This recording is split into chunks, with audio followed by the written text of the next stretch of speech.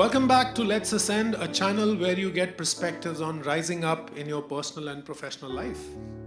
Today I have the privilege of interviewing my first guest, who's an HR professional with more than 22 years of experience across leading organizations like McKinsey Knowledge Center, WNS, and Kearney India. Kearney India was earlier called A.T. Kearney. Now this guest is extra special. Extra special not because she is my first guest, but also because she happens to be my own wife.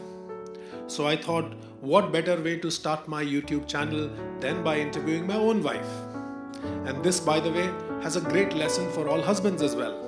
If you want to rise up in your personal and professional life, make sure you have a very happy wife. Okay, jokes apart, Rakhi is the Director of Human Resources for Kearney India and has been working with them for almost 12 years. Rakhi is also an NLP practitioner and a certified coach. And Rakhi, in her journey, has got some great lessons on rising above her self-limiting beliefs. So without further ado, let me invite Rakhi to the hot seat. Over to you, ma'am. Thank you so much, Vishal, for having me here as your first guest. I'm very, very surprised and very honored too that you thought that I should be here as a first guest. And I have to say this to all the husbands out there. If you really want to rise above, he's given you a very, very good tip. You really must put your wife out there, and a happy wife means you've done a great job and you've gone up in life. So with that, let me talk a little bit about my journey over the past 22 plus years. When I started my career 22 years back, HR was seen as a back office function. It wasn't very strategic. We were not called on the table to have a conversation with the leaders. But thankfully, all of that thinking has changed, and HR is a much more strategic function now. During my career in the last so many years, there were a lot of areas where I had some very self-limiting beliefs. There were some self-imposed barriers that I had about how I could make myself successful, how could I rise above my challenges. So let me talk about 3 transitions that I did in my career, which were the major transitions, and how I went about trying to overcome the challenges that I was faced at that point of time. When I started my career with McKinsey all the way back in 2000, McKinsey was looking at, kind of revolutionizing the whole consulting business by setting up their largest knowledge services hub here in India.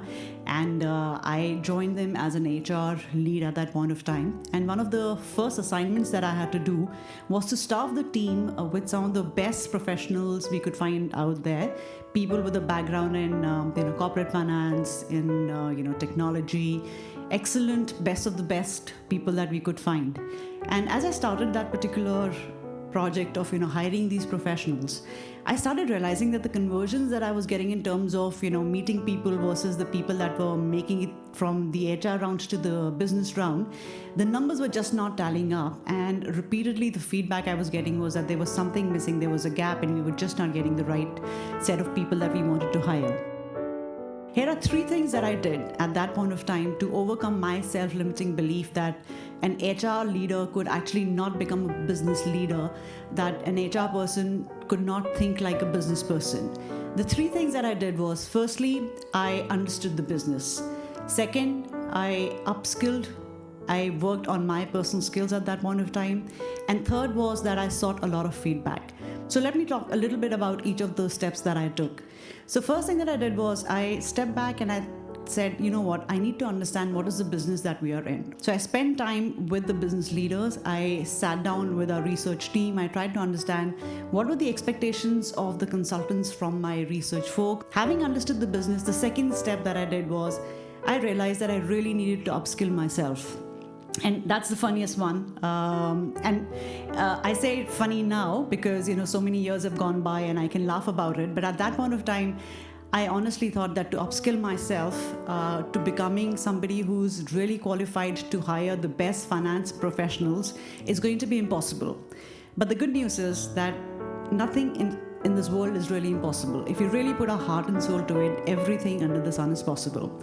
So for upskilling myself, I realized that if I had to hire and ask business questions that were relating to, finance, I really need to go back and learn my finance again. And believe me, for an HR psychology major like myself to go back, pick up all my corporate finance books, to read about all the ratios, leverage, profitability, debt service coverage ratios, looking at the P&L, going through financial accounting was harrowing to say the least, but it was so critical and so important at that point of time that I really put my heart and soul into it. And I think I did.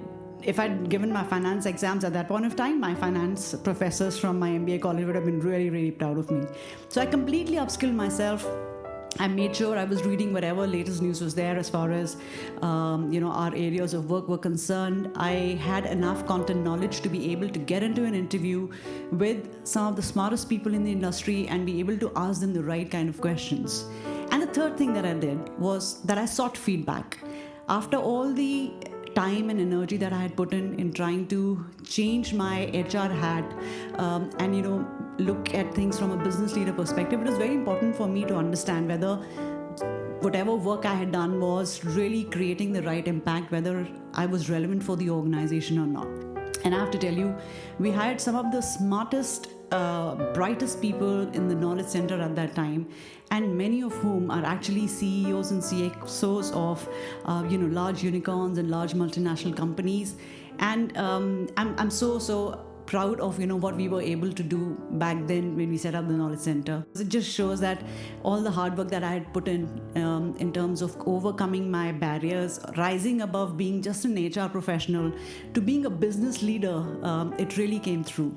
So after I'd spent over 6 wonderful years with McKinsey, I really wanted to challenge myself further, and I decided to try and work and see how the other side of business really works. From a captive KPO perspective, moving to a third-party business service provider, I moved on to WNS, which was one of the largest KPO at that point of time in India. Again, I went back to the 3 steps that I had followed earlier, and that had helped me immensely overcome my limitations. I understood what was the business that WNS was in, and I also spent time to understand what is it that the clients that we were working with, what were they doing, what were their expectations from us as an organization, as a knowledge services provider, what are the kind of challenges we were facing in terms of setting up teams for them, the turnaround time. So first, understanding the business inside out from the teams, from the grassroots, and also from the client's perspective. Secondly, I focused on what I had done earlier, which was upskill myself. Now I need to focus a lot more on areas where I had not focused earlier on. For instance, compliances, putting together a complete professional development program for 1,000+ people, looking at ways of engaging with our employees, with our clients, front-ending a lot of pitches with the clients, and making sure that we were getting the right business from people. And the third again was the whole cycle completion, which was asking for feedback. And then I got an opportunity to join Kearney India to look after their knowledge services and consulting practice. And I spent the initial few years, setting up a cutting-edge HR function, and realized at that point of time that, setting up an highly functional, cutting-edge HR function is really a hygiene factor. And the expectations from me at that point of time as a senior leader was really to become a trusted advisor, to become a peer to my partners. And you'd be surprised to know that, unlike what a lot of us think, senior leaders are really looking for trusted advisors, trusted counselors and experts who can actually help them run the organization. If there were areas which were outside my immediate work, outside the HR department or the HR function, but they were of strategic importance to the organization, I made sure that I gave my suggestions, I brought my perspectives into the conversation. Gradually, I came to a point where I was on the table having conversations with our senior leaders, with our partners, and I was able to create a role for myself where I was seen as a trusted advisor. I'm seen as a peer to a lot of partners, and I'm a part of most of the strategic initiatives that we run for consulting unit in India.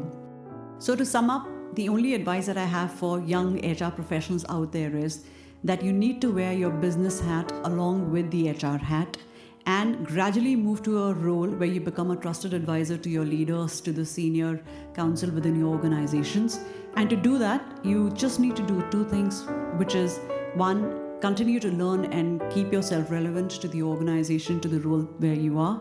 And second is to continuously seek feedback from people around you, whether it is your peers, your seniors, or your juniors. And once you do these few things, you will be able to achieve great success in your career. Thank you.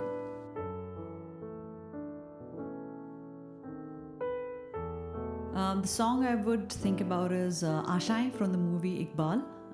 I think it really resonates well with my thinking about how it's important to overcome our inhibitions, our self-limiting beliefs. So it would be Ashaएं.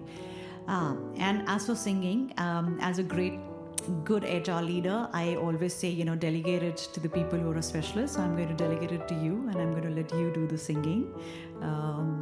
So over to you, Vishal. So here are a few lines from the song that Rakhi wanted him to sing.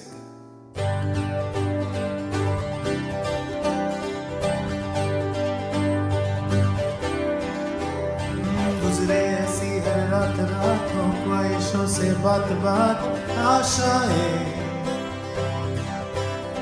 निखर सूरत से आग आगाए जामदा रागना आशाएं कुछ ऐसा करके दिखा खुद खुश हो जाए खुदा आशाएं खिले दिल की उम्मीदें हंसे दिल की अब मुश्किल नहीं कुछ भी नहीं कुछ भी आशाएं खिले दिल की उम्मीदें हंसे दिल की अब मुश्किल नहीं कुछ भी